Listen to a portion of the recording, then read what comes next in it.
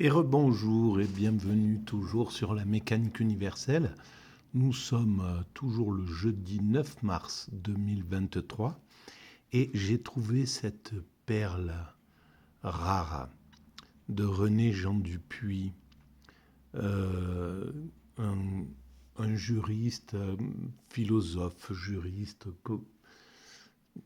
euh, simplificateur qui a donné, qui a apporté à l'humanité des des textes superbes.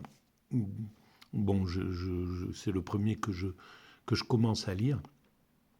Mais en tout cas, voilà, il fait partie de ces personnes qui sèment à tout vent la culture, qui enrichissent les êtres humains, qui enrichissent leurs frères humains de tout leur savoir et voilà, qui sont les vulgarisateurs de la philosophie, de la science, etc., comme on en écoute à la radio, comme on en voit à la télévision, et qui mettent à la portée des gens comme moi, hein, comme des ignorants un peu, voilà, des choses profondes. Et c'est ce qui permet ensuite à justement, voilà, des autodidactes de pouvoir euh, faire ce que je suis en train de faire, par exemple. C'est la somme sans doute de toutes les connaissances que j'ai acquises ou des,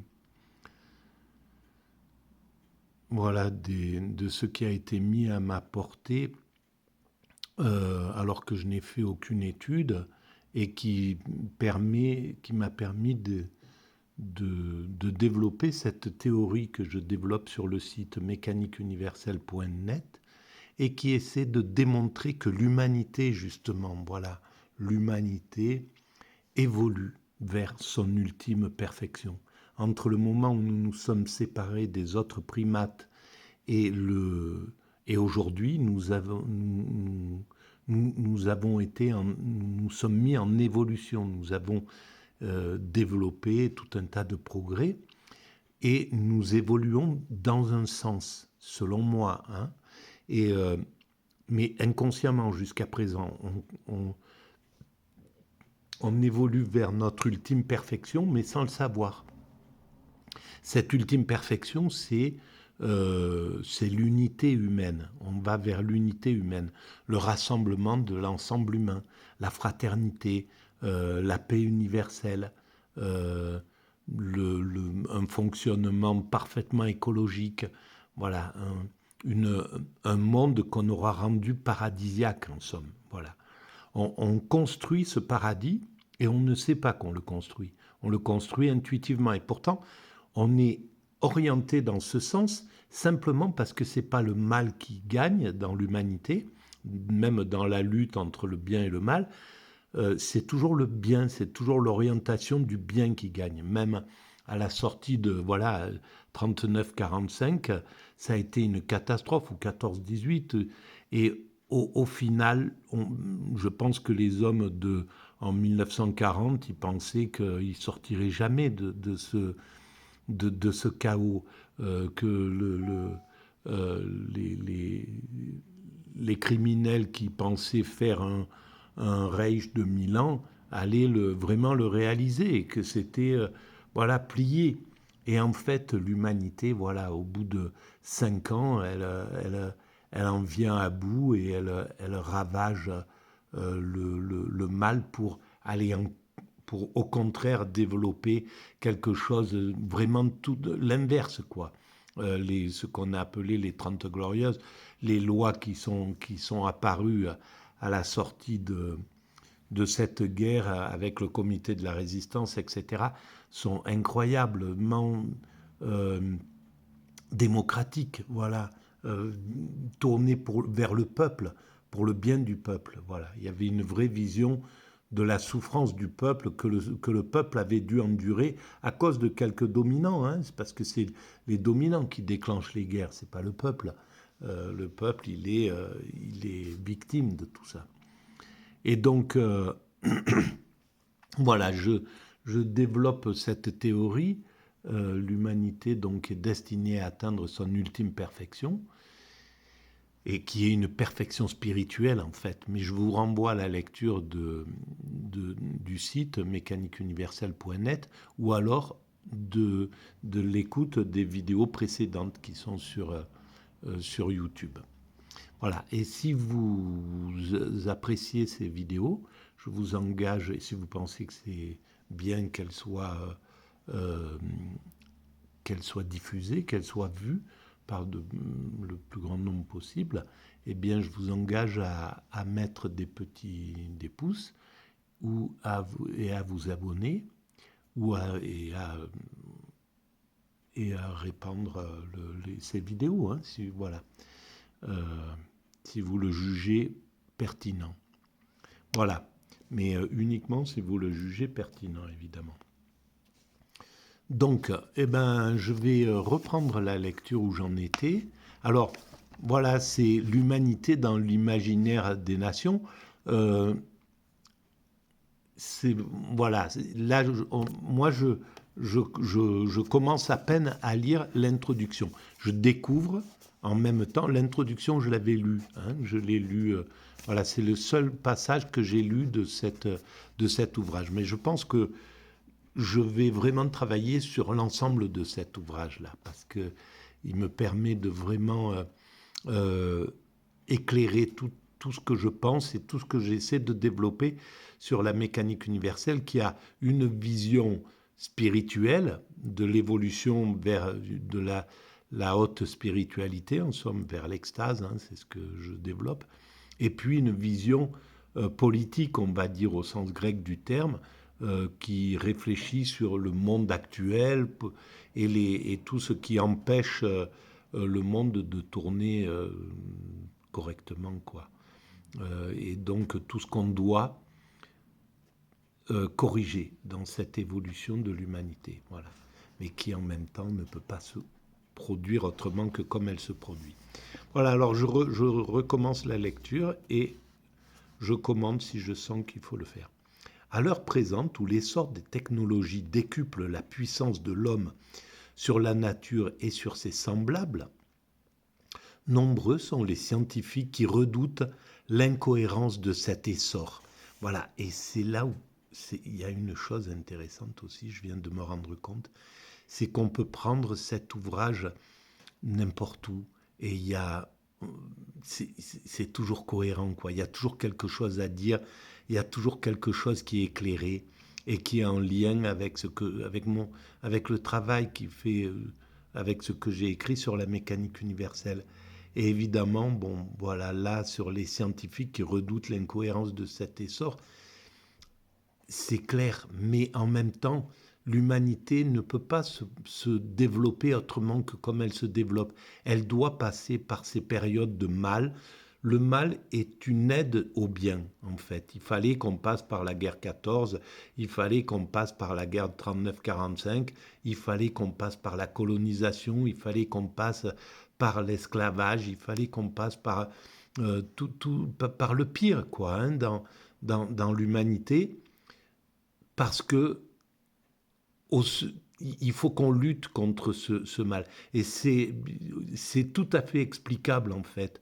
L'humanité ne pouvait pas se développer autrement qu'à travers à travers la lutte entre le bien et le mal, qui finit par euh, au bénéfice du bien, en somme. Voilà. Le mal n'est qu'un ustensile qui sert à l'évolution du bien. Et donc, ce sentiment d'incohérence du progrès, il est légitime, mais il est pas réel, en fait. Le progrès, bien sûr, qui l'entraîne, voilà, il y a le progrès militaire, le progrès qui va pour la destruction, et le progrès qui va pour la, pour le bien, quoi, hein, dans les deux sens. Voilà, alors. En l'absence de tout projet sur l'humanité, sans doute celle-ci suppose-t-elle d'abord que nul n'en soit exclu. Voilà, alors ça c'est encore un des thèmes que j'ai développé. l'humanité se développe tout entière. C'est l'ensemble humain qui travaille à l'humanité. Et j'essaie de le démontrer déjà en montrant que le sans-domicile fixe au coin d'une rue qui tend la main pour mendier sa pitance, il agit autant sur la conscience de l'humanité, parce qu'il dit voilà l'injustice dans laquelle on est. Il travaille la conscience humaine autant que le sociologue qui va écrire sur les SDF. Voilà, et il n'y en a qu'un des deux qui reçoit les honneurs de la société. C'est injuste d'ailleurs. Mais en réalité, tous les deux travaillent pour l'évolution de l'humanité. Voilà. Et une peuplade en Amazonie qui est restée cachée qui s'est développée pendant des millénaires et qui est restée isolée pendant des millénaires aussi, et au fond, a une présence fondamentale, puisque l'Occident, le monde, les scientifiques sont allés à leur rencontre et ont appris des choses énormes, fondamentales pour notre évolution. Donc, tous les êtres humains qui sont passés ou qui passent sur cette planète travaillent à une seule chose, à cette humanité. On donne toute notre existence à l'évolution de l'humanité, en croyant qu'on travaille pour soi-même, en croyant qu'on travaille de façon égoïste pour soi, pour son petit clan, pour sa famille, pour sa patrie, pour sa communauté, etc. Voilà, ça c'est, on a l'impression de travailler pour ces... Mais en réalité, tout ça, tout ce qu'on fait dans l'humanité, entièrement, bien et mal, va à l'évolution de l'humanité vers le bien, vers cette perfection. Voilà, c'est ça. Alors, que nul n'en soit exclu, mais à cette exigence, donc personne, voilà, personne ne doit être exclu, et on doit, et il y a, mais je vous renvoie aux vidéos précédentes, d'où la nécessité d'aimer chaque être humain qui passe sur cette planète, qui soit aimé par l'humanité, qui soit choyé, qu'il ne perde plus son existence. Il y a des êtres humains qui viennent, c'est un scandale, mais c'est une horreur, et c'est l'égoïsme qui engendre ça, et l'égoïsme des dominants, malheureusement, en grande partie, et de ceux qui s'en occupent pas, qui sont indifférents à ce sort. Mais il y a des êtres humains qui vont passer leur existence dans la souffrance, dans la misère, dans l'esclavage, voilà, en Inde ou ailleurs, ou en Europe, ou en Afrique ou ailleurs, et qui... donc, l'humanité devra vraiment comprendre que chaque être humain est fondamental à cette humanité. Et donc, qu'on doit le rendre heureux, chaque être humain qui arrive sur cette planète et qui a la chance que d'une seule vie. On a pour l'instant, personne peut dire si on a droit à plusieurs vies voilà. Donc, quoi qu'il arrive, il faut partir du principe que la vie est précieuse pour chaque être humain, et on doit offrir à chaque être humain le mieux pour lui. Voilà. Donc, que nul n'en soit exclu. Mais à cette exigence s'ajoute aujourd'hui celle de la gérer. Idée qui apparaît comme un article nouveau de la mythologie de cette fin de siècle. Les divers programmes élaborés dans les organisations internationales en marquent les premiers jalons. De la gérer quoi? De gérer l'humanité, justement. Voilà, de la gérer de façon consciente. C'est là où c'est extraordinaire, ce livre. Je ne comprends pas pourquoi il n'a pas été... Mais bon, voilà, c'est comme ça, c'est que chaque chose arrive en son temps. Quand les choses doivent être digérées, les idées de Galilée, même s'il a dû les ravaler parce que l'Église ne voulait pas les entendre, et ben, quelques décennies après, quelques siècles après, elles sont là. Donc voilà, le temps de l'évolution humaine, c'est pas le temps de l'évolution d'un être humain, hein. Donc c'est euh, voilà. Et l'humanité, là, elle est encore pas consciente de ce qu'elle est en train de développer, même si on a construit toutes les structures dont il parle là, les premiers jalons, l'ONU, l'OMS, l'OMC, etc. Il y en a des centaines de ces organisations mondiales pour chaque chose.